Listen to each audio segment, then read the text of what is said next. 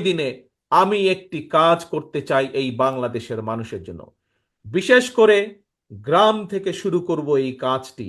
ধীরে ধীরে হয়তো শহর পর্যায়ে যাব আমরা, কিন্তু যেহেতু বাংলাদেশের অধিকাংশ মানুষ বসবাস করেন বাংলাদেশের গ্রামগুলোতে, জেলা পর্যায়ে, উপজেলা বা থানা পর্যায়ে, গ্রাম পর্যায়ে, সেই জন্য তাদের কাছে এই পরিকল্পনা বা কাজটি আমি নিয়ে যেতে চাই। কি সেই আমার পরিকল্পনা?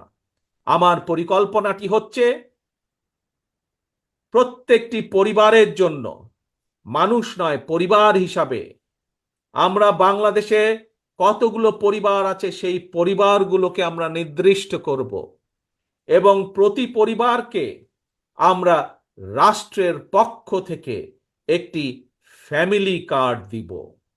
কি কার্ড? ফ্যামিলি কার্ড দিব। এখন জিজ্ঞেস করতে পারেন